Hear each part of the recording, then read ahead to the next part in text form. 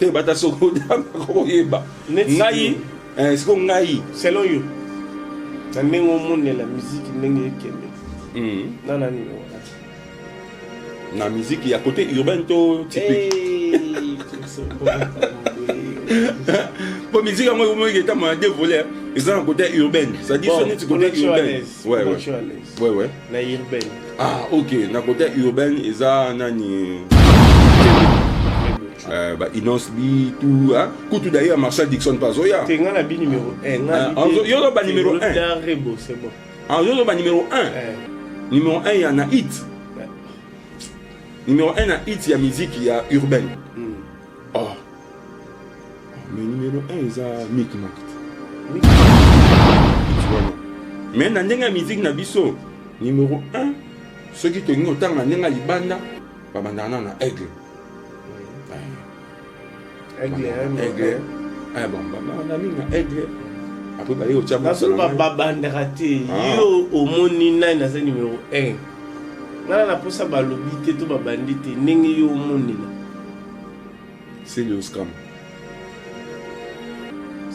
plus 10 aye na Kinshasa a obeta na boîte numéro XY on comprend tant on y a obeta na boîte XY ils ont un DJ musupa na kin ba obenga ye pour ça ka makambo ya 5 on va m'appeler moi Babilo Kouana oya osala système oyo congolais oyo présentable pour peut-être ba yebité mais oyo présentable na que non o X o Y ouais bah bazali na bango bazali belé mais mingi le quoi nazalaki plus focus na makambo ya urbaine et puis nazalaki plus na makambo ya rap nazalaki donc ba oya typique to yebanaki na biso la preuve année que tant nazalaka DJ à l'époque bah orchestre musuna nous a raté donc je connais des certains musiciens mususu à l'époque yi azo ya pe no moni nanu o éviter le bine za ndeni mais le ba ko mape danger exemple bon on a continué la génération où il y a qui koya donc c'est à dire ba o balanda ki biso pe bazalaki ba o pe balandi pe bazali ba ti na kilelo OK donc les génération ba DJ Rissel nzamba ba DJ en fait yo les bois génération mo côté non ngana na bi 97 OK nazo beta lisula 97 siko tam susu yé peta musa ko za la banda ki tona mteme les lois nzamba ba DJ tu sais pourquoi ngana kumisa ba DJ nyos je peux dire na beta la moto je suis le seul l'unique DJ abake couper décalé wana peut comme couper décalé et outa na musique congolaise explique voilà tozalaki na ba pinch contrôlé na Zobeta à l'époque il y avait un DJ ozaki kuna na ba côté ya ba ivoirien wana ba benge Douk Saga ozaki DJ kwa bisonyo sur ba DJ alors na ba pinch contrôle on les a rendu il y a moyen d'augmenter la vitesse en Nzembo il y a moyen aussi de diminuer la vitesse en Nzembo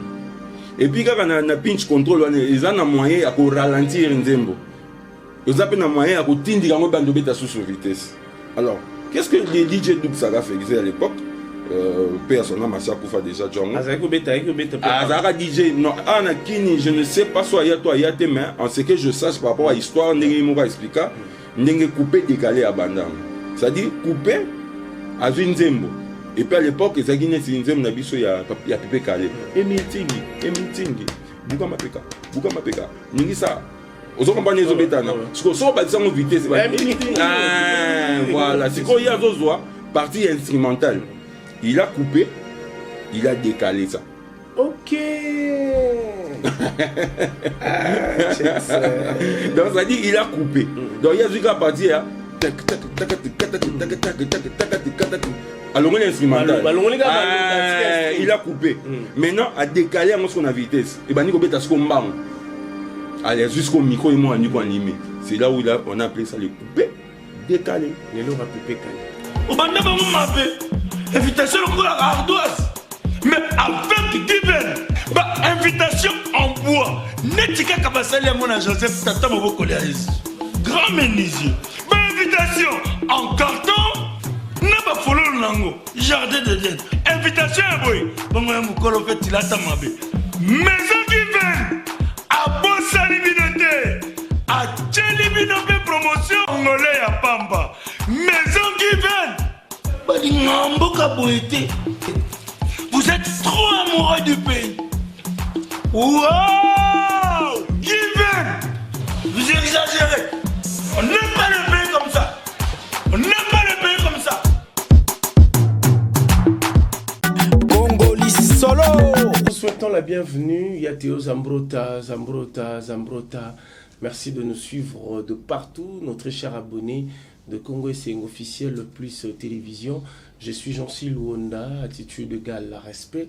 Aujourd'hui, je vais recevoir pour vous. Parce que ça fait très longtemps, on s'est vu avec lui, l'homme de la ville, artiste, dénicheur des talentueux. Il a collaboré avec des artistes de la République démocratique du Congo. Il a fait la promotion de la musique congolaise. Aujourd'hui, dans nos boîtes de nuit, s'il faut parler d'un grand, on doit parler de Tcheksa, que je salue. Tcheksa, aujourd'hui, j'en suis te reçois. Vraiment. Ça a un plaisir, il y a trop, ça fait très longtemps. Bonne santé. Non, ben, tu fais grâce. C'est un plaisir d'abord partager de un. Ouais. Et merci aussi pour l'invitation, parce que ça fait un temps que je ne suis pas trop, comme je peux dire, actif au niveau de médias. Suite à la raison X, Y que je ne peux peut-être pas dire, mais je suis là. Et comme Nengo tu tout à l'heure, donc merci d'abord de m'inviter. Et au Bossani, malgré autant que Makas, au Bossani peut DJ en même temps les sous. Donc de la ville. Exactement.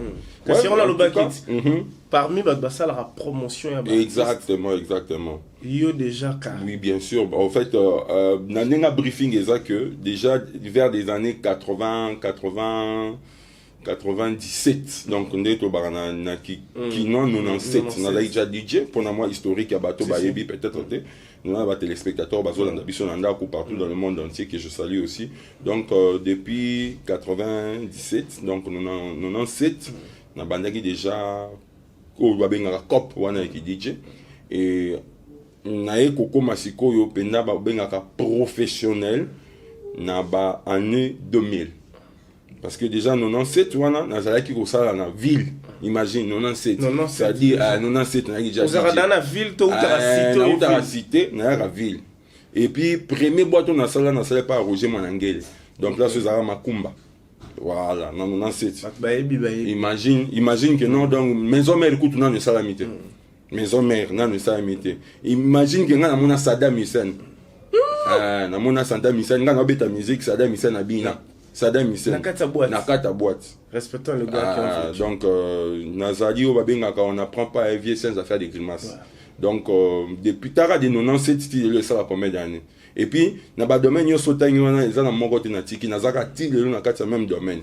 J'ai encadré les jeunes, j'ai formé les jeunes, j'ai été même l'exemple, c'est-à-dire exemple il y a les loba jeunes mususu bazana pour ça comme DJ. C'est-à-dire pour comme DJ azalaki na peut-être na référence te et ngana azala référence pour na bato mususu a comme DJ. Qui t'a maintenant initié? Ah merci, ça c'est une très bonne question. Qui t'a initié à ça, être DJ? Ça c'est une très bonne question. D'abord DJ, voilà. Après DJ professionnel. Exactement, ça c'est une très bonne question. À l'époque, nazalaki nde babengaka Jaspile. Ça c'est de 1. Des places pour photo banyana ngwana. Et je suis aussi natif de Barumbu. OK. C'est quoi Barumbu d'abord ebandaki ko regorger batala ebele.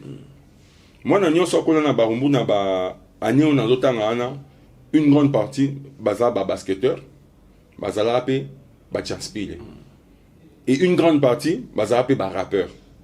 Alors mouvance wana ya kozala o bandu benga mujansa à l'époque, voire même j'ai aussi un ami au pays les loroma danger ferré bat baté azara Jaspile mujansa les padres les camerounais ya ngomoni voilà ferré ninga azara Jaspile bat baye baraté et puis so tuniye moko ko ebisao. Donc voilà, Nazara Jaspile.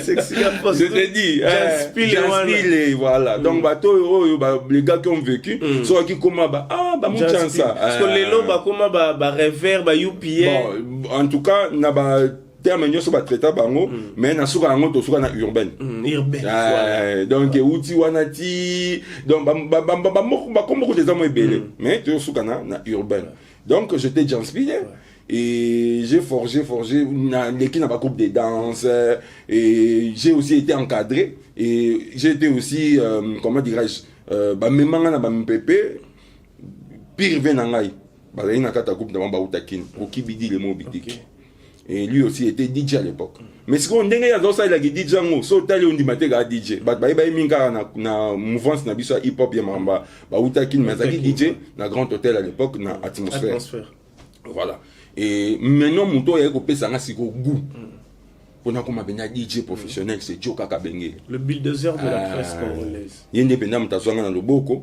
asimbanga lobi bon yaka kota ya ligne c'est Joka ntakomisanga penda siko professionnel et puis yemta akatisanga bibale c'est-à-dire amatisanga ba avion hein tokina Pointe Noire to côté avion donc Brazzaville et voilà quoi. D'ailleurs, je profite aussi de saluer quelques amis de Brazzaville, DJ Ezmez, DJ Boogie Black, DJ Migoana, Bama Sembele Bazakuna, donc et c'est par là ndena ko koma siko professionnel. Et nzamba ko sala siko grâce na ko kuta na susu na bato siko badagi bambiaka. Et en plus à notre époque, pour mon ba jeune ya ba DJ ba gaming jeune ba DJ na ville sérieux na ba 97 bazaki kotanga. OK. Neti par exemple nani kotanga voilà, oyo déjà bazalaki ba jeune loka biso avec moi. Il y avait DJ Malik. Yo il est là tika comment na na domaine mususu. Il y avait moi il y avait DJ Malik, o ba jeune Sami et il y avait aussi Masanga mususu Mwamba. Michel Mwamba. Okay. Voilà, il y a des certains mususu ba kombe kiminga mais eko ya nango quoi. Okay. Donc c'est par là ndenge ko banda pena mouvance wana pena bien et puis à l'époque biso to ndobeta na ba cassette to beta ba cassette avant CD bima donc c'est des années nanté to beta na wana sko vinyle les alaki vinyle les alaki mutu mususu na nenga historique na ngana ndobeta le soleil avec DJ Brown. OK. Ye azasiko na Bruxelles. Moi na nepe on a qui na comme DJ Caps. Moi na DJ Brown. Exactement, bazara souvent na ba DJ Whitey voilà exactement. Exactement. Siko papa wana mutu alaksanga siko vinyle. OK. Ça dit vinyle les arana aiguille, les a platine ndengo to yebe ba platine parce que les akaka mais ba modernisant mamuke ba koma ko tiango sur na ordinateur. Les arana na aiguille. Et puis quand la soko zu vinyle wana, disque o benga 33 tours. Expliquez biso vraiment. Voilà, so zu 33 tours. Ozelo mo benga ngongongi, ça dit ozu papier à carton, au sali yango. Hein? Ozu vinyle wana. Ozu ka aiguille na biso aiguille. So baloli yango na musape, o tie yango ozu ngonga no tie bando ka musique ebeta. Oyoka son. Moni ozu ata bic, au côté si bic. Ozu vinyle wana o tiango likolo na kota bic. O baloli yango, ozu sko tonga, o côté si na banzela wana. So ozu ngongi o tie wana oyoka musique. Et tozali na problème ngo sko poyeba. Nzembo numéro 1, nzembo numéro 2, nzembo numéro 3. Yango pe zaki ndengo zana so tshebongo ozu oblongo lianso o baloli. Parce que là bando pe zabiso so passe zaki pona kanga Q, pona otia chuku.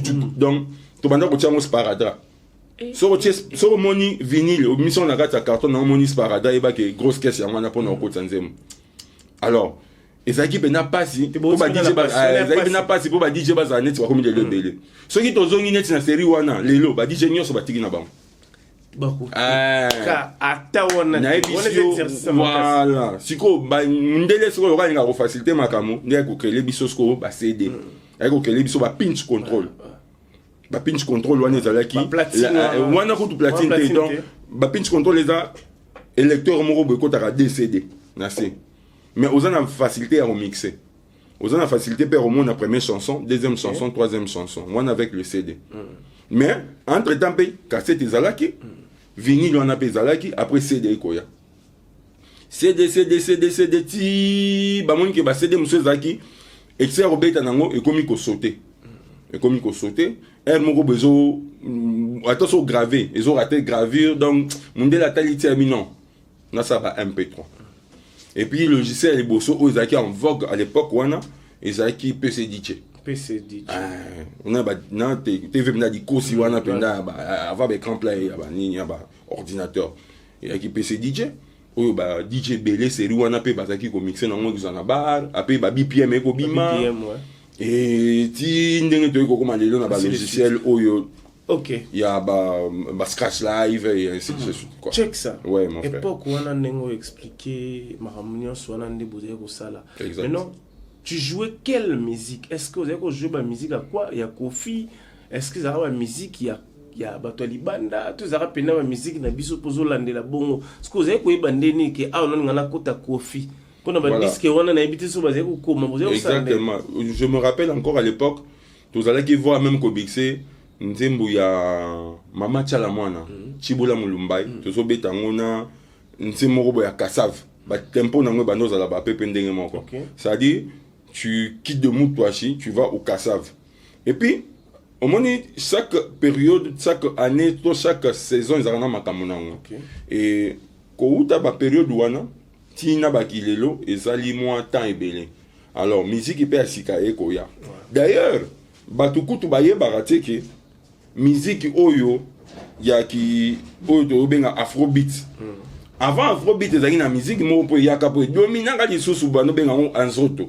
Avant musique wana ya ezali na musique moko boyaka lisusu et dominaka to no benga coupé décalé. Mais batu babosa na kake coupé décalé wana peut comme coupé décalé et uta na musique congolais. Explique. Voilà. Tozalaki na ba pinch contrôlé na Zobeta. À l'époque, il y avait un DJ, ozaki kuna na ba côté ba ivoirien wana, ba nubenge Doug Saga. Ozaki DJ kwa bisoni sur ba DJ. Alors, na ba pinch contrôle on les a rendu. Il y a moyen d'augmenter la vitesse en Nzembo, il y a moyen aussi de diminuer la vitesse en Nzembo. Et puis quand on a pinch contrôle on ils ont moyen à ralentir Nzembo. Ils ont un moyen à tindre ngo bando beta sous vitesse. Alors, qu'est-ce que les DJ Doug Saga faisaient à l'époque? Personne n'a marché à Koufa déjà Django. Azara DJ, non, Anakini, je ne sais pas soit y a toi, y a tes mains, en ce que je sache par rapport à l'histoire, n'est-ce pas expliqué, n'est-ce coupé, décalé à Bandam. C'est-à-dire coupé à Zinzembo. Et puis à l'époque, les Aguinés, Zinzembo, Nabiso, il y a Pépé Calé. Et meeting, Bouga Mapeka, Ningisa. Vous comprenez les obétana. Ce qu'on soit bâti en vitesse, voilà. C'est quoi il y a Zozoa, partie instrumentale. Il a coupé, il a décalé ça. Ok. Donc ça dit il a coupé. Donc il y a jusqu'à partir alors l'instrumental. Il a coupé. Maintenant à décaler à ce qu'on a vitesse. Et ben ni beta ce qu'on bang. Allez jusqu'au micro et moi on animé. C'est là où on a appelé ça le coupé, décalé. Nelo a pépé calé. Voilà. Quelle intelligence. Voilà. Quel talent. On déplace bon, au moins ils vont peut-être te comprendre mal, mais ils vont te comprendre, mais bon voilà, la réalité il y a un la preuve est que au moins les lots na kinpe to koma rosala DJ Zobetana MC Pazapembe. Obligé comme un bon et comme un roi cop. Exactement. Exactement. Donc on déplace au monde coupé décalé wana et banda si ozora banzo bani wana soteza musique congolais. DJ check ça. Ouais. À l'époque tant au bandaki ko jouer tant que DJ ba réalité nini oyo kutana o artiste nini oyo yopé au Kofula c'est trop dire mais aux acpena que aux bêta musique na bango pour vendre musique au congolais c'était artiste parce que vous avez cité Ferrobi ou Tanaye lui donc voilà mon tour déjà en fait pour te compléter à ta question frère j'ai compris déjà je suis collaborateur actuellement mais nakala j'étais pas collaborateur nakikala nazaki bon ndenge babenga frimeur quoi hein nazaki au monde nani voilà au monde nani artiste moko koti pona beta nzem ni fo yemora robondela ngai to yemo ndi fa luka ngai Et maintenant, ce n'est plus le cas aujourd'hui. Il y a un même de boulot, tous souvent humble. Ça ne sert à rien de faire la grosse tête, ça ne sert à rien de se prendre en tant que DJ. Tu es un artiste comme tous les artistes, et alors ça ne sert à rien de prendre la tête parce que le coup là, il y a DJ, Ozo Boudaka, artiste et musicien, par exemple, artiste et moraillé, signaler que non. Signaler à présent c'est un tel, mais au moins la DJ pas boire avec artiste, il faut ça, cérémonie, et puis au moins la vie sera sur la dernière, voilà. Alors, na époque na biso makamona pende zalaki te makamona goyaka ba kalamingi ta wande komi DJ Zara DJ X to DJ Y biso to ibara monte kasi on peut ngana tuna yo Zara DJ sko ya nani. Voilà, avant qu'on a répondre yo oyo nazo ko répondre question tunanga na liboso musique ni na banda ko bet musique na ndo beta musique presque nyoso nazaki déjà fan ngamona na fan na musique congolaise à la base. Et puis, il y a un autre problème. Musique qui peut être le banning et zawana ba c'est comme un niveau qui est comme un et péta mususu ba condamnera ba musicien. Il faut qu'on condamne pas DJ. OK, comment ça? Voilà. Mais quelque part, ba DJ peut bazo ko aider ma musicien pour la promotion. Mon frère, au coco t'as boîte beaucoup 19h, ti 23h, na so afrobeat en DP bandaki. On est en Nigeria. Mais qu'est-ce qui se passe ici? Okoyo kata rumba mon côté. Et nous aussi, les DJ, nous sommes fautifs de contribuer. Puis, nous avons des musique congolaise ici, la musique congolaise là. Non. Musique congolaise, musique. Au contraire, des autres à la riche, parce qu'il y a des artistes qui naissent tous les jours. On a une compétition, on a une chaîne XY. Tout le monde a un jeune talent, c'est qu'il y a un bima. Tu vois? Bon, attends, tu vois ici la ndengeni. Pour musique ici, la raté, musique et botamara. Tous les jours, chaque jour, bon, attends. On comprend, mon frère. Donc, pour répondre maintenant à la deuxième question. Voilà, exactement. Merci. Nous avons DJ, il y a bateau. Donc, DJ, il y a public. Ngai, na mouna. Pour l'information, na mouna, Wingé ensemble. Nga. Tara na mouna Saddam Hussein. Au retour, na DJ Belé na Kishasa Oyo.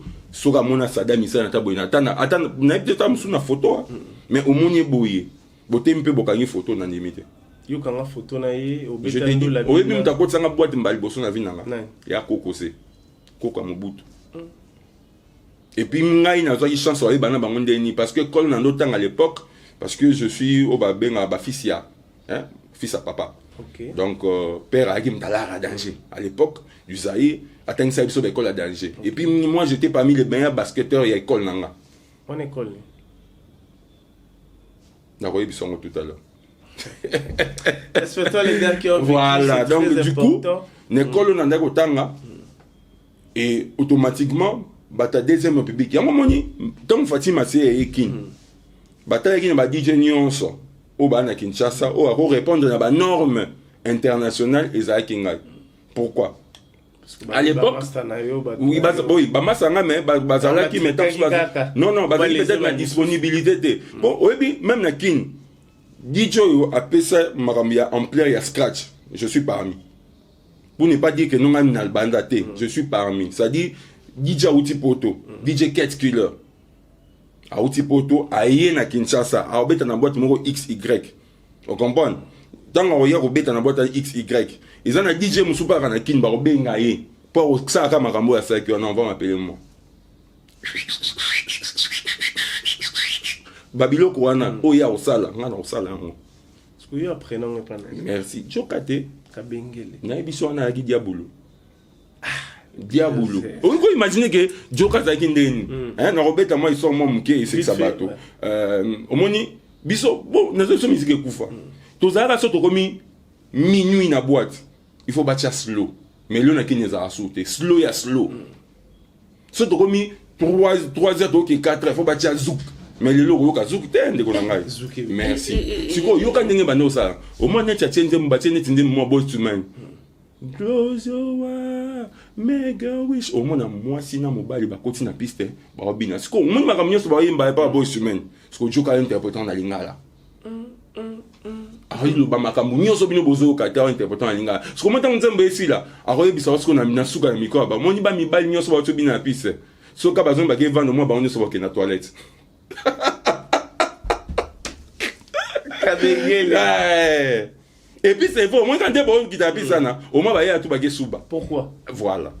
Nazo comprendre des arabes phénomènes ni bando ça mana. Donc les nanom nando de la benda natala benda non. Je te dis pour que non souba. bon, ngasi koyo nando ki oui nando ki souba oui, c'est vrai. Parce que l'eau n'est pas ça que souba. Ah, na meli whisky, na meli coca, bon, et tinda raposo ke souba, mais ngas ko nando binate. OK. Nando binate, mais bando bina penande au moins na balandani. Ngas ko na ota bato ba bina, na ki ko compagnie bango pe.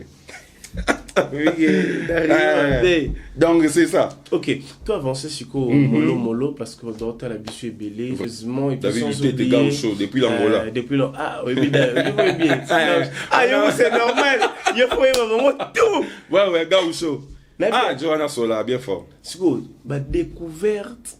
Bon voilà toya. Pour tellement to mamba to biga show pour gars chaud ça moto à la thune. On toya on a une série de questions na biso. Exact.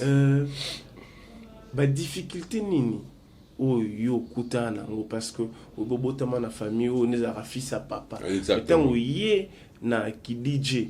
Est-ce que ça va difficulté oyo peut o kutana o peut les obi et tenatika na musala? Oui, comme tout autre métier, c'est vrai, il y a toujours le haut, il y a le bas, il y a aussi des difficultés. Exact. Le seul grande difficulté que j'avais souvent, les allants qui capent dans un à l'époque, n'avaient pas la voiture. Donc, c'est quoi? Il y a une vie dans mon robot. Il y a une ceux qui voulaient vider ont à parler. Maintenant, j'avais pas de voiture, je pouvais pas rentrer vers 4h, 3h. De temps en temps, ça faisait que tant sous mon salle ici, il est un peu très tôt. Des fois, comme la semaine, on a 1h, 2, 3h, boulot vidé. Tu as envie de rentrer chez toi, mais tu peux pas parce que t'as pas de voiture. Et c'est parmi les difficultés, on a traversé au moins un temps, et qui coupé ça moins passé. Et puis, deuxième difficulté, c'est qu'il y a, qu'on s'appelle mon salle. C'est-à-dire malgré CV mais pour aux amusala donc c'est-à-dire des quoi bah on a danger donc ça va pas penser ça va on est bateau bah écoutant des boire donc c'est aussi parmi les difficultés que j'avais quand même vécu. Entre autres il y avait encore d'autres difficultés il y a encadrer, tu vois. On a vu par exemple net un peu exemple un zu aux DJT na comme ça au DJ et puis difficulté ni en coutana. Et puis une grande partie il y a bah DJ. D'abord, pose à la DJ bien, il faut d'abord brancher. Vous avez nos musique mingi, mingi, voilà. Et vous avez la facilité, comme ça, mon DJ bon. Ce que vous avez dans les néants, aïe bien cop ou angoté, aïe capé musique mais au salle d'effort, à comme il peut DJ, à salle peut combo. Imagine. Comment on peut que parce que les lots au batte belé on a pu s'imboter directement na DJ Abdul, Papa Berry. Papa Berry, a comme DJ de la nation, DJ du peuple. Exactement. Parce que il y a plein de débit dans le FC avec notre DJ peuple. On a déjà bon à la base en fait DJ est génération par génération. Ouais. Et puis dans génération où il y a qui donc c'est à dire ba balanda qui biso pe bazalaki ba pe balandi pe bazali bati na kilelo. OK. Donc les génération c'est pas DJ Rissel nzamba ba DJ.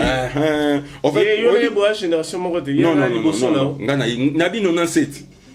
OK. Nazo beta le sola 97. Siko tam susu yé peta mso za la banda qui tona nteme les lois nzamba ba DJ. Tu sais pourquoi ngana comme ça ba DJ nyos? Je peux dire je suis le seul l'unique DJ ou azana rankina mutute. Pour série moko na Kinshasa kakawa ezaki DJ X na DJ Y ba yoka na raté. DJ Z na DJ W ba yoka na raté. Siko ngai nazaki lokola net père.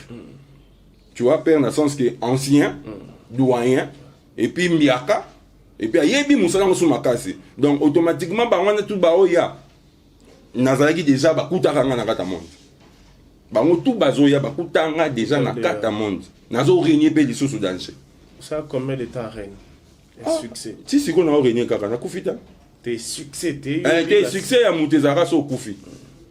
Bon papa lutumba ndenga za yana ina succès te. Ina succès pour babeta kina banganda babeta kina. Oza na nzemu ne moko ku babeta ngo ça dit na soko ke fête nzema ne betite c'est que fête zate. Ya papa lutumba. On va comment na barène moko et comment qui pérenniser mais le succès za rapna net ya ba top de top de big et mikolo yo DJ Kingani.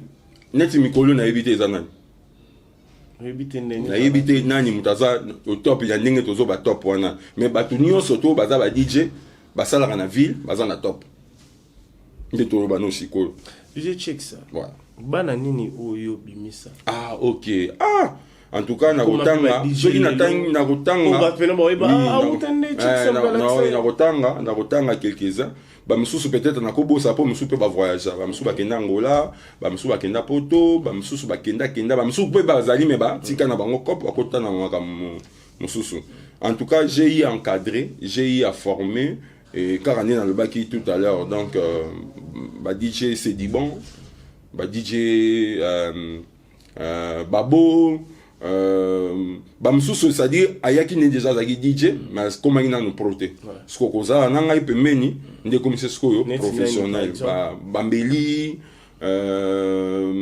bazamo belé bazamo en tout cas bazamo belé DJ Greg en tout cas bazé belé bazamo vraiment belé bazé belé pena mais on a vendu bien calmement ba comme na bango bande ya ko malembe pour encadrer bato baza tellement trop tout autour na yo bon bamsusu bakombe kokima mais on atangi wana tozana na kin DJ Greg Azali DJ c'est dit bon azana na Ngwasuma DJ Babo je crois azana ville quelque part DJ Mbeli aza na kota ba mall kuna donc ba DJ wana nyo surtout baza bamsusu bakombe ka ikimi mais en tout cas bazali na bango la ville province de Kinshasa a dominé la majorité dans la boîte ya ba indien na ba libanais.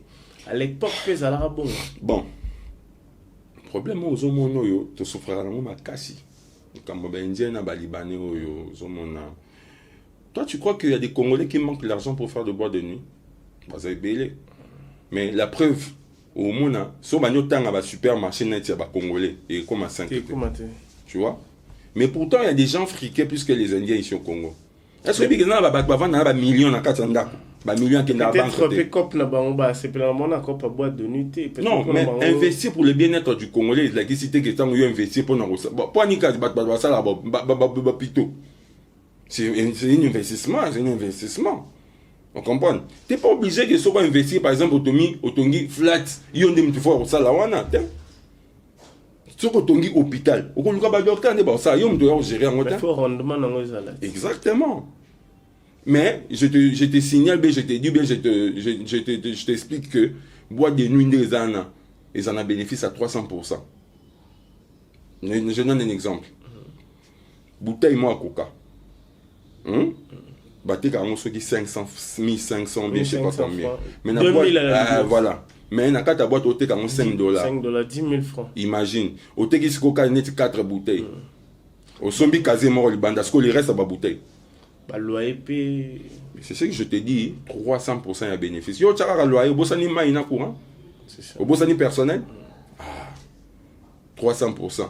Bouteille moko ya whisky on a $10, yo te ya batou $80. One is escroquerie. C'est pour te dire que 300% de bénéfice. Okay. Non, exemple, bouteille moko whisky on yango $10. No te yango $80. Ce qu'on te 40 cartons. On te 40 cartons dans soirée moko. Attends, pour moi, au foot à personnel, le foot à ma merci. Mais non, les Cambabaniens, Libanais, problème est qu'il y a des Congolais. Tous en ont une idée. Si on a même pas patron, on est militaire dans le domaine. En tout cas, on a évité ceux qui ont 10. Voilà. Ceux qui ont na ville, qui na cité.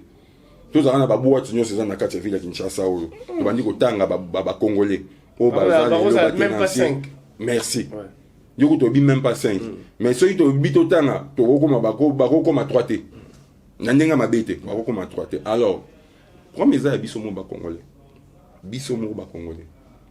c'est-à-dire que mbongo ko investir ezali to mbongo ça la établissement ezali mais tam so zano intéressé te kanungo lobby alors nde pesi bande ko wana bazo talibanda indien mo ba uti ni na uti so ki chikrit obi chikrit mboka Saddam Hussein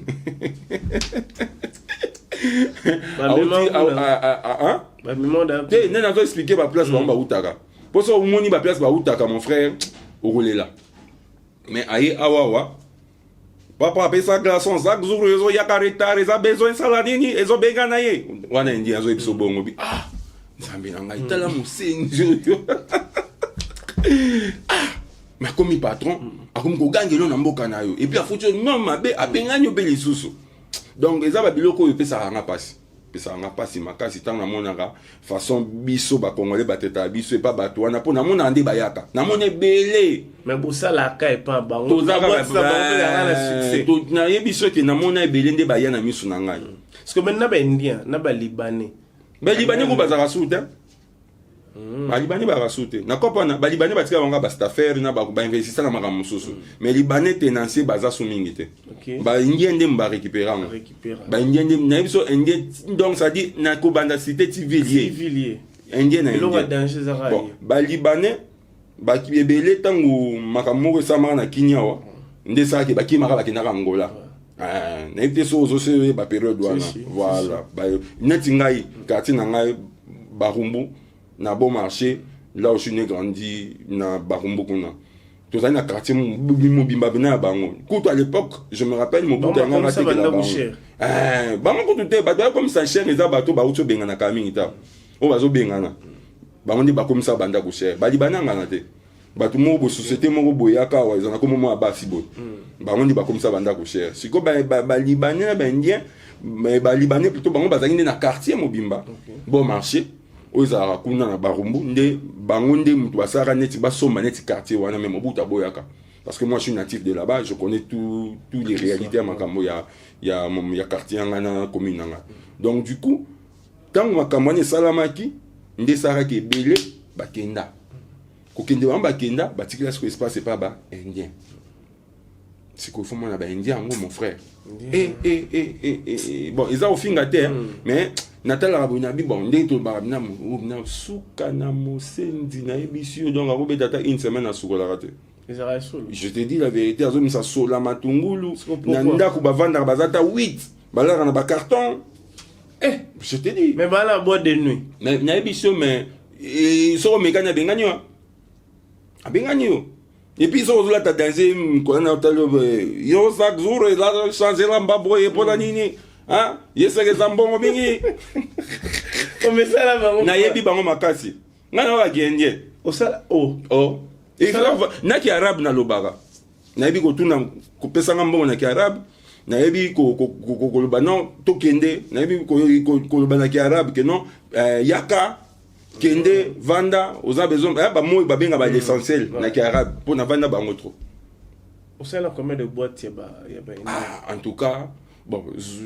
zwaka ka de nona c'est titile lo na sala kana makambo et pas indien non na sali c'est na établissement belé car ya ben indien na ba congolais mais une grande partie ba indien tant na ke ku sefa na ke sala sou pas ba chinois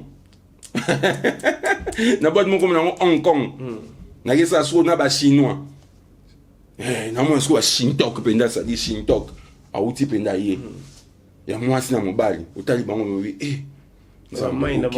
nabi okela nzamba kela bato soso comprendre o elilingi ou bien mutu ndo okende mutu ovandi pena boyiko azobengo sindipi siko ngana ndo comprendre si sindipi nini voilà ngana ndo yebate moka zana benga ka ba sindipi abenga ka ngai abenga pena ba travailler mususu ata ibi komo na benga ka sindipi ngana ndo yebate ok mkomo na kutana indien na chinoise musuna tunie sindipi la kisina bi la kisima makaku ngabi ya benga zone ba makaku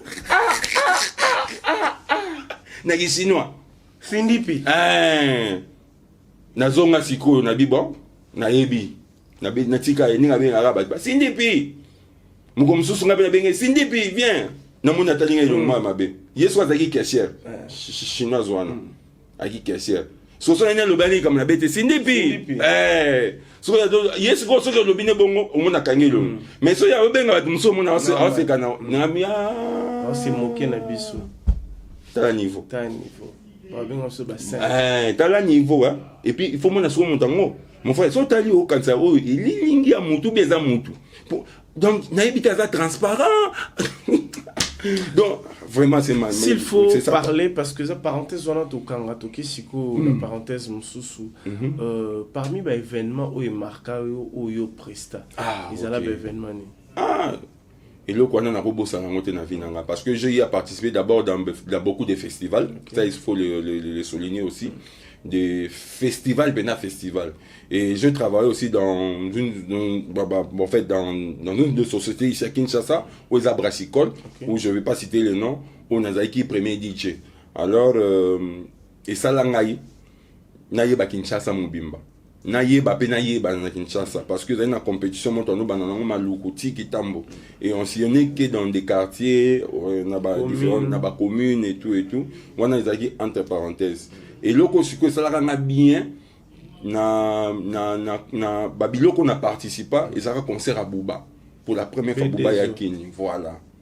Et ce qu'aujourd'hui, on a balance, il y a pendant 14h, tout est masque, on a Joana Boy. C'était pour la première fois dans mon type.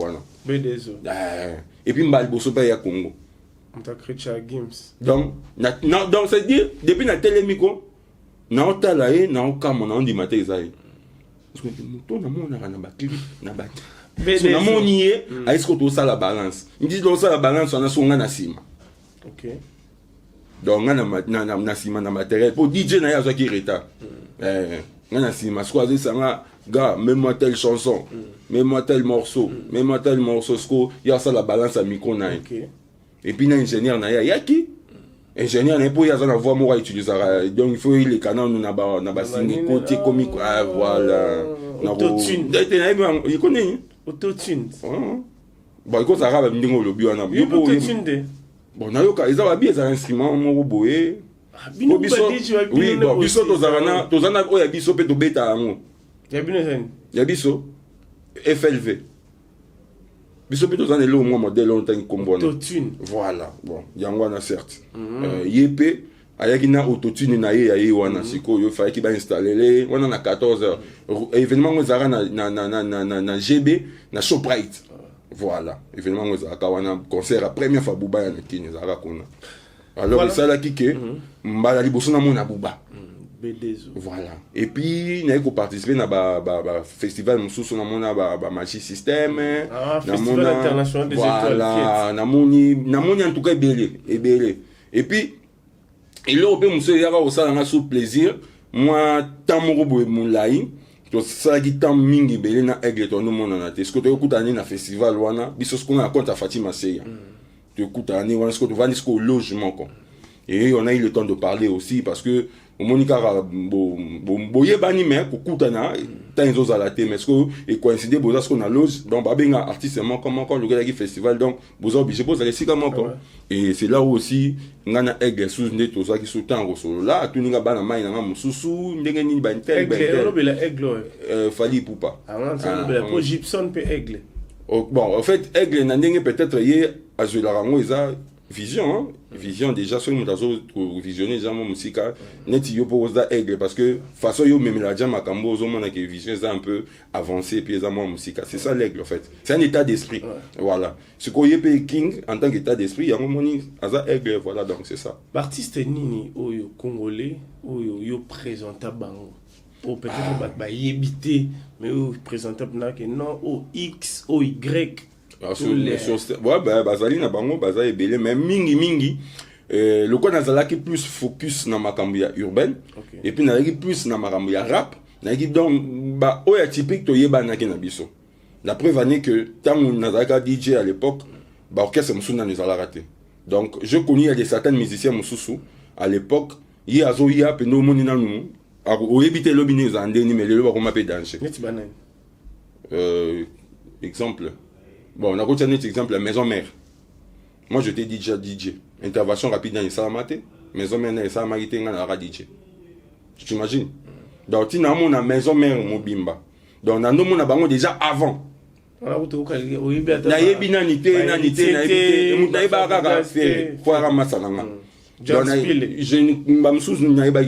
c'est au fur et à mesure. Il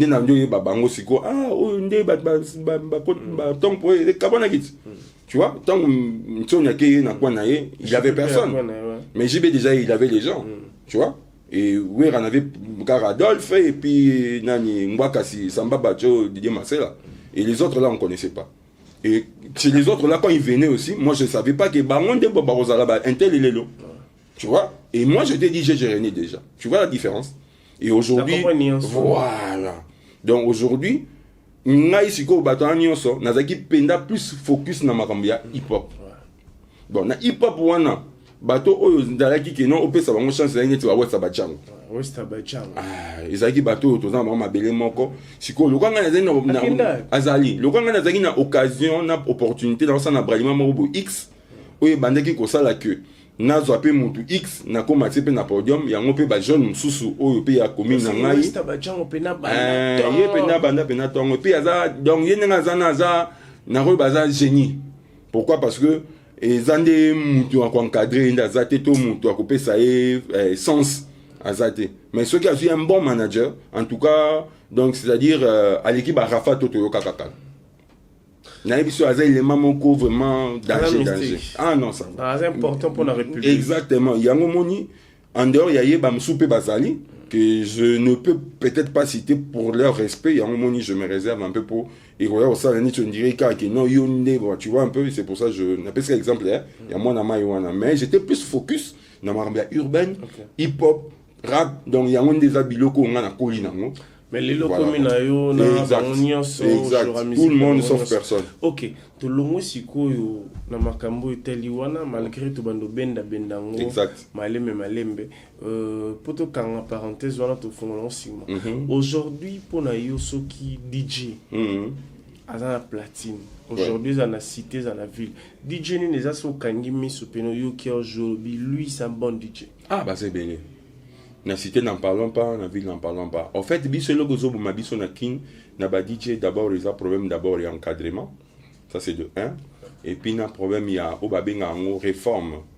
Et puis de 2 tout ça sous na biloko yo ba to bando ça la qualité n'importe na biso to bando ça ngo ba performance. Ah tout ça na ngote. Donc performance ne zo ta partie so bozali atelier net na brazer zalaka et pas DJ Ezmez. Ça dit hier aza ko la nzambe ba DJ kunape.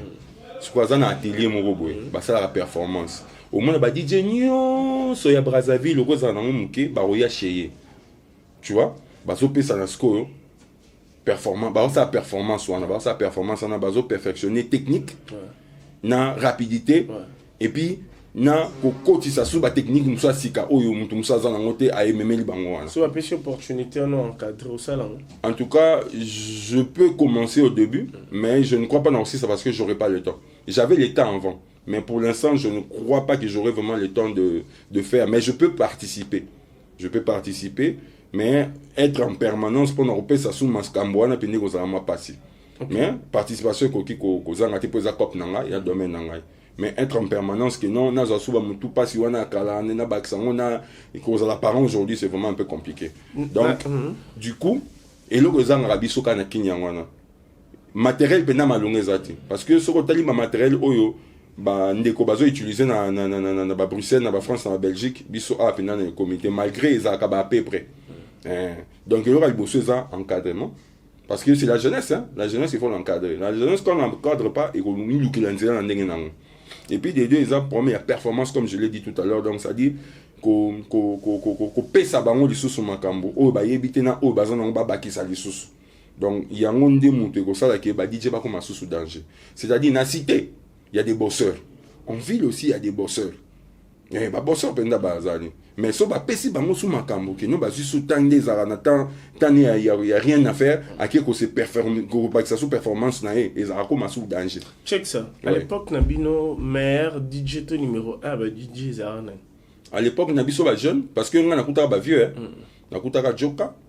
Nakutaka Kokibi, nakutaka Viezaoul, azana Mikili, nakutaka nani DJ Brown, nakutaka Vena Biso Musupa Kufa, nani Alphonse, nakutama ba vie belé. À l'époque biso moyen to. Ouais, oui azalaka. Mais à l'époque ce n'est pas d'aujourd'hui. Ce n'est pas le DJ Frank d'aujourd'hui, mais à l'époque il était aussi. Pour battre belé ba baraté. Batebele bakansanet sa bandika ka lelo te a uta pe kala ba série wana on a entanga pe ya l'autre là ya ba 97 il était là et il était aussi en ville. En tout cas moi personnellement je sais que aza mutu ya kala et puis azalaka déjà DJ à l'époque. Et ça quand des batou na ignorance nde baye baraté que bakansara abimi na chetemba non te. Il y a ça déjà DJ. Mais sauf que il a embrassé un style où il singaka à exercer en ndenge wana. Tu vois, na style où il y a betakana, il y a style où ndako na bango singaka. Parce que au moni lelo même na niveau ba DJ, na poto so OK. Au côté DJ mo beta ni kaka R&B. À part R&B beta musique msoute. C'est rumba. Ah, ils ont DJ msou musani zakaka. Donc abeta ni ka zouk. À part zouk à musique msoute, net David Guetta. Il y a beta ni ka techno. Donc au banda so na e, ti aussi 4. Voilà, c'est ça. OK. Baza pinde. Tu avancer to côté ce qu'on a ndolé. Ah. Lelo polémique et koti makasi. Nazolinga na tika musala. En tout cas. Check. Oui. Na bosolo na bosembo. Na artiste congolais. Oui. To che ba peintre té, ba nanité, ba comédien, musicien, chanteur. Dans la numéro 1. Na Kinshasa. Na Congo. Est-ce que bon, est-ce que n'habite peut-être bata sokola ni bawoye ba po bango ni ba pesa bango mbongo mais mbongo ba pesa bango de bawoye ba que non un tel o azo ki mbongo bonde bango de bawoye ba que non on est numéro 1 check ça suisse na dam tout te bata sokola bawoye ba ngai est-ce que ngai selon you na nengo mone la musique ndenge kende na numéro 1 na musique il y a côté urbain to typique pour musique moi moi qui t'a dévolé ils ont un côté urbain ça dit sonner du côté urbain ouais na urbain ah OK na côté urbain ils ont nani rebo ndé mutu na yo kaka ependa na ba kai à partir bana na ka partir bana yo yene numéro 1 na urbain OK et après il était men mo bana okara et puis na problème c'est na nani sus na bandi kona ba gezma wete ba gez fabulous ba inosbi tout kutu d'ailleurs Marshall Dixon pazoya tenga na bi numéro 1 yo ba numéro 1 Darebo c'est bon yo ba numéro 1 numéro 1 il y a na hit numéro 1 na hit il y a musique il y a urbaine mais numéro 1 ils a Micmac Micmac. Numéro 1 Micmac. Solo. Numéro 1 Micmac. Le planète à la 2020. Numéro 1 Mickey Mac. Mickey Mac G. Ya garçon na yi bi rap na nom de Dieu. Oui bi ba monsieur Zara berere ba robota na Congo. Net ba Micmac en so ba na ba France no États-Unis wana mais mon frère mais mutaro le bana zate. Appelle si Micmac. Micmac G. Numéro 1. Numéro 1. Nanze mine abimisi. Yo kinze muta auto ça carton mikolo boy nani Koffi Olomide. Nze mine titre en Koffi Olomide. Donc c'est lui le Koffi Olomide il y a musique urbaine. Tel un net au pesa raison. Tel un nombre de vies au ganga. Micmac Gina ils sont maman na rappeur. Rappeur à l'égal zate. Merci. Musique typique. Bon, la musique typique c'est quoi ça vraiment compliqué parce que biso de mesa minko ta hit. Ba itwana pour kala même ba DJ le mus na tara na bae parce que ozo compliqué nga élément non en fait nga zo compliqué o tenga na zo idée yo pesa na hit kasi oli ntuza na hit nga zo idée yo oui puis même kala ba DJ ba comme qui un peu limité pourquoi ba comme ko tala ba hit ya ba trace OK biso ba DJ totara ba hit ba trace wana totara ba hit na biso mo à partir des États-Unis OK hit sko ya awa ya kin ya musique typique wana mana ki on dit Robinho Mundi Bouba Magi na habité oui on dit Magi 2 ou bien 1 na ba itwana mais na ndenga musique na biso numéro 1 ceux qui te ngi otanga ndenga libanda ba bandana na aigle aigle bon baba na minga aigle après ba yo chama sala ba bandera te yo omoni na na numéro 1 ngala na posa ba lobité to ba bandite ndenge yo omoni la c'est le scam plus 10 Poutine obanda bango mabe invitation pour la ardoise mais avec Given ba invitation en bois netika kabasa Bassalia Mona Joseph Tata Moboko Léaïs. Grand menuisier. Bonne invitation en carton. N'a pas follow Nango. Jardin de Dieu. Invitation à boy. Bon, moi, mon colo fait il a ta mabé. Maison qui vient. À Bossa Libinoté. À Tchelibinoté promotion. Angolais à Pamba. Maison qui vient. Vous êtes trop amoureux du pays. Wow! Given! Vous exagérez. On n'aime pas le pays comme ça. On n'aime pas le pays comme ça.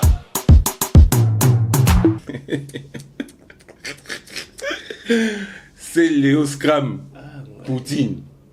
Ah non, je te dis, mais moi, je suis dans la musique. Il faut que je me blouson, je suis mikolo. Non, ah, on a eu ce tic, pardon. Oui, il y a numéro 1, mais il y a un mingo en France, donc voilà. Et c'est Léo. Non, ni c'est mon ami. C'est mon pote. Scram, c'est mon pote. C'est ma pote, c'est un autre numéro 1. Bon, Natie, parce que par rapport à Naote qui a fait mon bassin qui n'a Didier Lacoste. Très bon. Moi, je suis numéro 1. Problème, c'est. Asa numéro 1, voilà. Na hit. Tu sais, numéro 1. Problème, c'est. Bon, ton numéro, tout avancé. Aujourd'hui, guerre Oyo. Il y a un jeune artiste. Oui.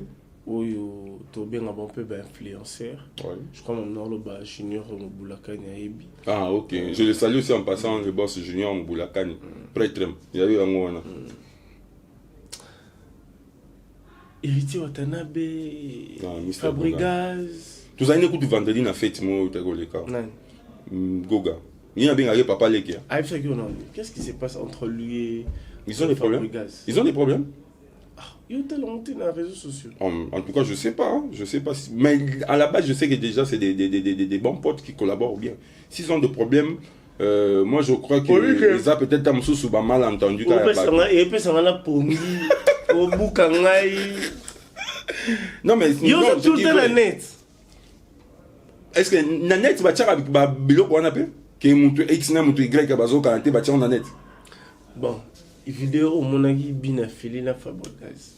C'est vrai? Oh, bah, ça qui. N'a donc à ma kélé, mais nazo mon abatouté. Nazo à ma kélé, bah, bazo ganga, mais nazo et baté zaki. Bon, en fait, faut arrêter la première fois, moi, il dénage en précision. Nando ka ba oganga mais nazo tala on dirait mutasimba caméra azo filmer mais on dit azo filmer mingi na sama belé caméra mais ozo kande ba voir batu mais batu en soi je n'ai pas vu les gens mais nando ka vidéo ma télé mais en fait j'ai pas compris qu'est-ce qui s'est passé dans tout ça. Bon voilà bref. Mais ce qui est vrai sûr hein ce qui est vrai sûr tous ces jeunes là ba yebi ba place ba uta ba yebi ba place bazala donc c'est des potes qui se connaissent. C'est des potes qui se comptent, bien sûr, bien sûr. Tu n'as fait rien, tu as mal à la prison. Oui. Hollandi, Liberté, chanson. En tout cas, Nancy a aussi le nombre de vieux ça parce que. Ah, c'est les 1 million déjà. C'est les 1 million. Pour y aller, ça a aussitôt fait, ma mauvaise matara. Donc. Le bini est l'équipe 1 million. C'est moi, l'équipe 1 million. C'est même si ça fait. Une semaine passée, Bimi déjà. Oui, Liberté. Ouais. Il a commis 500 000. C'est vrai. Mais le cas où on a vérifié, pour net il obi boye, surtout au total au moins comme déjà 5 et 4 et 1. Donc c'est qu'ils ont matin. Donc progressivement. Et mon frère il est en liberté. Je crois que Aroya, Robert à stade de martyr, pour Tchaï Poids, quand des à la carrément mobilisation, ma campagne. Non, Robert à stade de martyr. Ferré. Robert à stade de martyr. Ouais, ben, c'est ce qu'il a dit dans une conférence de presse et je ne sais pas si j'ai mal entendu. Ben, on aura des précisions quand il sera ici à Kinshasa. Ouais, on aura des précisions quand il sera ici à Kinshasa. C'est très bien, Ferrico. Bon, de toutes les façons, ça des martyrs, ça va m'outer. Et ça, stade où ils ont ma bonne activité. Ceux qui m'ont besoin de ça, m'outenir, ça n'est pas bête, et ça là qui il y a bango. Donc voilà. Sans problème. Exactement. Sans problème. Parce que vous avez positionné. Voilà, merci. Très bonne question, mon frère. Actuellement, je suis indépendant, donc je suis plus dans le booking. Booking, il a ici, bazo booking. Et ndako ya munene asuka na salaki, ya munene ezaki carré. Ndako asuka ona ezaki na contrat, en contrat ici, na préféré qu'il na un peu indépendant. pour et permettre ngana ça la rapé ba devoir parental et permettre ngana penata la paix makamu sous en dehors ya domaine nangai. Donc Yango actuellement je suis plus indépendant. Pour mon ibiso tout ça ba bengaka ba investisseur, donc ça dire tu investis ça na makamu sous en dehors ya domaine na biso. Donc du coup j'ai autre chose aussi à voir en dehors de faire le DJ, faire les soirées, faire des événements. Donc je suis aussi en train de voir autre chose. Et on a préféré être plus indépendant pour permettre à ceux qui ont un événement, ils ont un événement. Soit ils ont organisé soirée, ils ont une soirée. Soit ils ont un salle qui DJ, ils ont un parce que moi j'ai le temps pour me concentrer sur ça. Ah ok. Mais de toutes les façons déjà, prêtre, nous sommes déjà. Déjà à la base, Alain Bomolo, Jules Makaya, Hervé Katangala. Donc ça dit, yo yebi était tam sous de vue. Mais yeba yango, nyenga kotiwana, ezana mutu moko bo ayebi kaka. Bango déjà bato baza prêtre ba rosiko ba soso pembe. Donc bazanga amboka te. Au moins ram tout moi ya souffler na litoyi. Ah, DJ check ça leader. Intel azar, intel nani. Ote Alain Bomolo azar. Ah, Alain Bomolo na pas boka azar. Yo pose micro, nous saluons la présence. Yo yebi était mais ba souffler yo. Du côté yepe yo ozala va kende. Ah, DJ Bakisara Limba, tu vois. Donc c'est ça. Biso to yeba bango te, mais bango pende bazana ba yeba biso. Pour yo so c'est-à-dire mon yo ba benga biso joker. Disco joker. Pourquoi? Parce que yo ndeka on a suka yo gagner. Pourquoi? Au fil à do matao kita, muto na prêtre na zana kata boîte. A mata kita ata soki a lobi ndenge nini yo koyeba kaka eza intel. Mais si nenga na Willy Mushende to yeba nanga. Ah. Ngana yeba te ya Willy Mushende wana. Quand va souffler ngana kota na why not non code mondial azalia. Ah, déjà va souffler au pays Théo Zambrota. Yekutu. Ah, na ebite na osande ni pona mona ya Théo Zambrota. To vanda na imko moko boye na Kasavubu. Na restaurant mon boza bakota ba inde 3 wana bakota ba Kasavubu na et pas ya mutu na ngai Alino Forme mta présentant to zaki ngai Sam Chintu Manda Chante ya Théo Zambota na Alino Forme to vanda place mon bo wana na biso cadre na donc ba ki na ora na ki congolais to vanda rana na ya Théo donc voilà quoi ala ndio ayoki mambulo en tout cas nazoyi batene na osa pona mona kulutu wana mais nzamba osonga to okuta na biso kaka quelques salutations mutaliara dollar et la late na bisa ai ya Théo Zambrota vraiment kulutu soki na komono lisusu etuke kozala esengo parce que mukolo to kuta na kendaka jana esengo donc nzamba sala sous grâce to mona na lisusu et quelques dédicaces à oui Cédric de Tokyo. Ah yesiko voilà mukamemela ngai Papa Berry DJ Abdul de Tokyo Ranena Bella Siao et ça a jour événement mon Rezarana je crois Robinho Mundi Boubé Mtabetara et ça là qui na Lumino na nani Serwana na tanga qui Rebo aïe pas Betara jour parce que de temps en autre je suis en train de faire ce qu'on appelle les autoproductions avec les artistes et on a vu artiste moko X ou Y nga moko na salle marketing nga moko na tiema ka manger tous ces produits na suka nango voilà donc on appelle ça autoproduction et na ba bisika ebelia na kin na zana moins crédibilité donc son na solo li et puis nga moko na so na artiste na ndenge na ngai na ye et puis te dealer quoi donc bref c'est juste une parenthèse mais quelques dédicaces car nous permettre le directeur Yannick mon directeur place aux alliés en tout cas et la grande famille à Given Mobimba Kubanana Bosti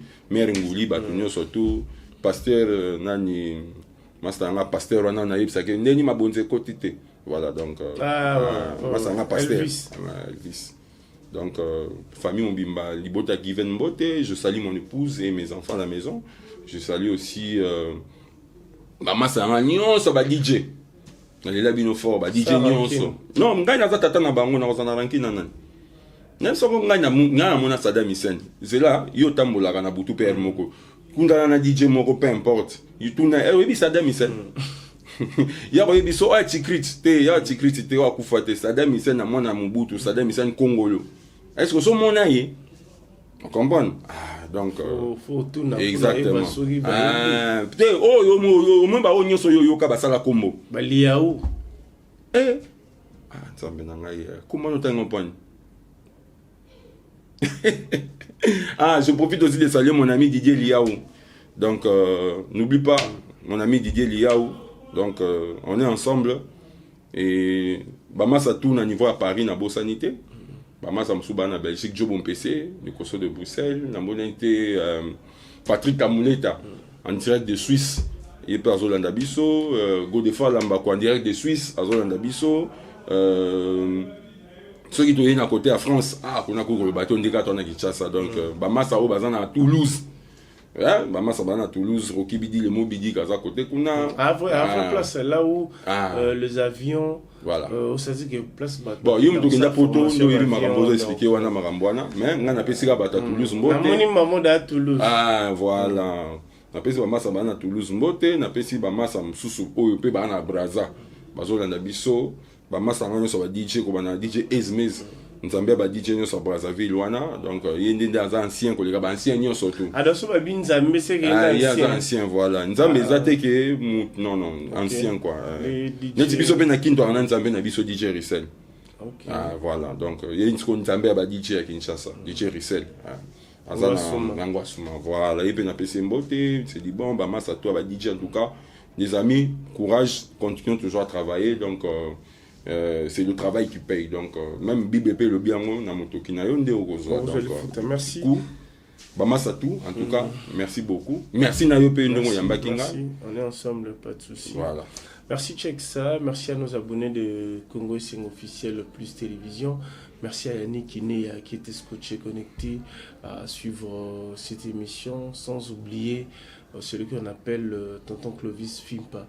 Côté ma maman Doris, je vois aussi le boss Guilain Fimpa, le patron de Given. Je te salue affectueusement. Sans oublier ma Dream Team, Pichumancia, Ridi Bonte qui est l'homme géant.